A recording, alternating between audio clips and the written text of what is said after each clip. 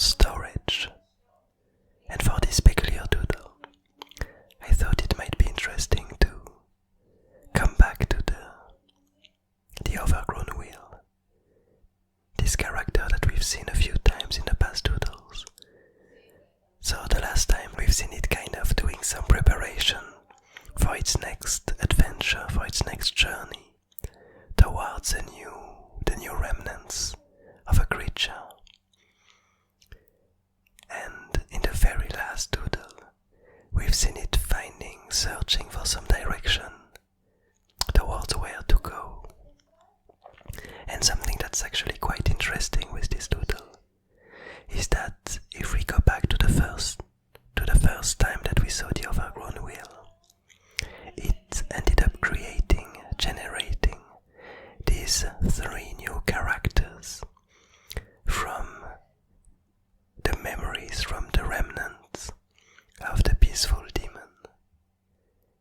These 3 characters which ended up reaching some kind of misty place that was the remnants of one of these old artifacts, surrounded by its own corrosion and intriguing bubbles made up of its old circuits, kind of pushed from the pressure of its insides, of its decay.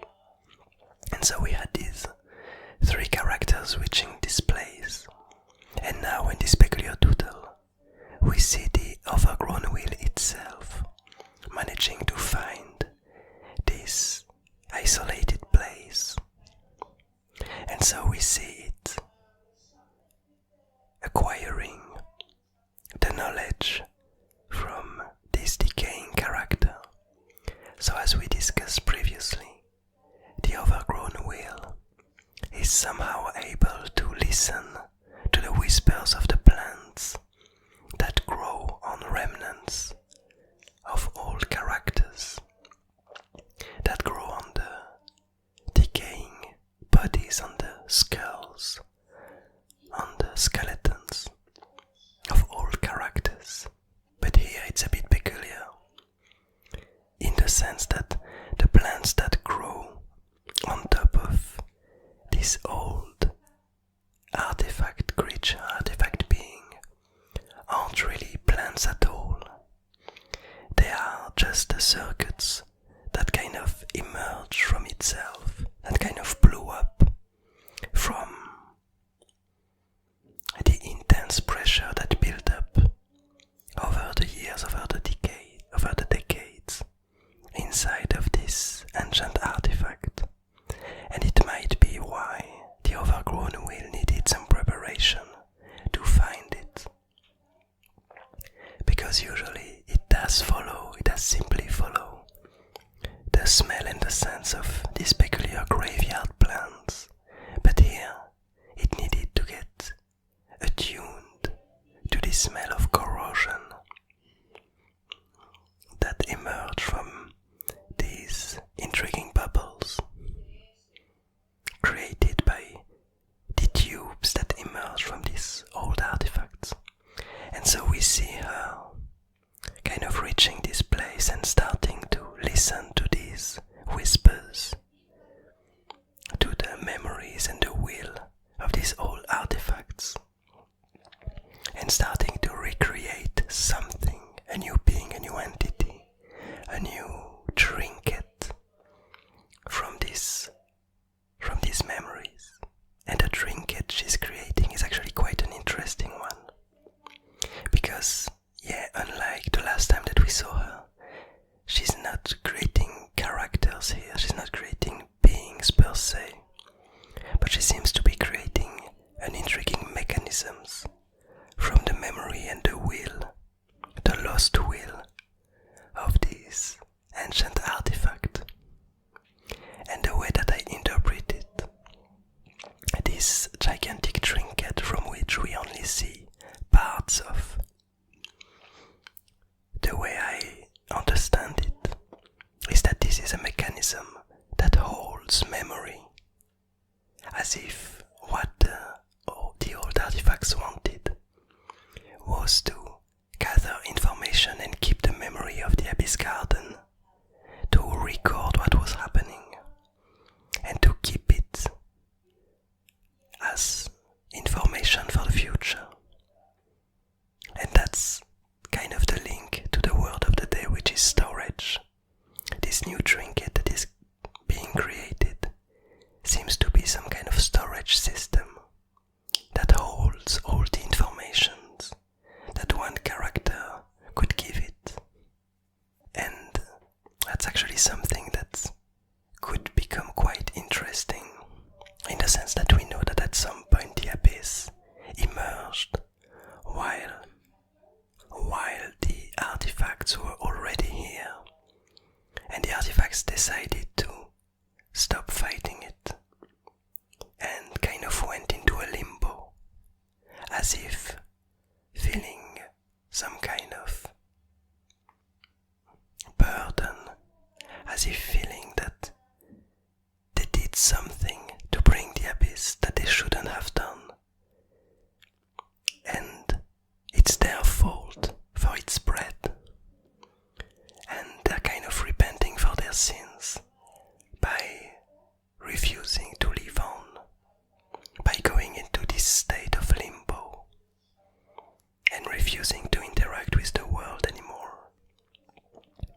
And so it could be quite interesting, because if we understand that at least some of these artifacts' purpose was to gather memory, to keep information, we could imagine that the Abyss emerged from one of these tasks, that maybe the Abyss is some kind of corruption from this memory, or some kind of forgotten, how to express that, some kind of tool to forget. If we imagine that at some point the artifacts try to erase some of these memories, try to change the reason why they were built. If the reason they were built for was to gather information and to keep track of all these informations, and if at some point one of them, unhappy with some of the informations that were held inside of these gigantic memory artifacts, wanted to get rid of it, wanted to finally forget terrible things that might have happened, what if one of these artifacts ended up creating the first piece of the Abyss that would swallow information and keep it forever, destroy it, turn it into something else? Because as we know, the Abyss seems to be an amalgam of beings, an amalgam of things from the Abyss Garden that somehow seeks ever more, that seeks more knowledge, that seeks more information, that looks around, and whatever it swallows never re-emerges. It gets turned into more abyss. A bit like this idea of a black hole that absorbs whatever surrounds it, but never releases any meaningful information from it. It just gets lost. And I really enjoy this interpretation. I'm not sure yet if it's really what happened. The fact that one of these artifacts wanted to do such a thing, to purposefully forget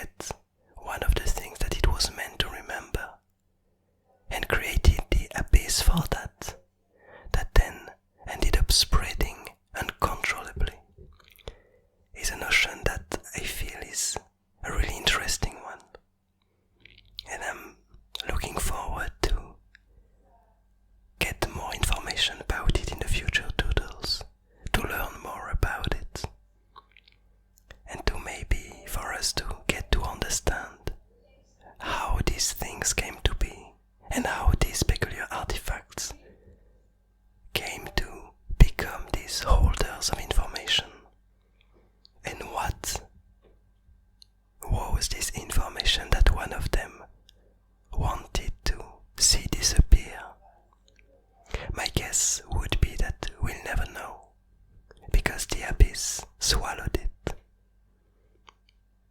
But anyway, I'm really looking forward to learn more about this.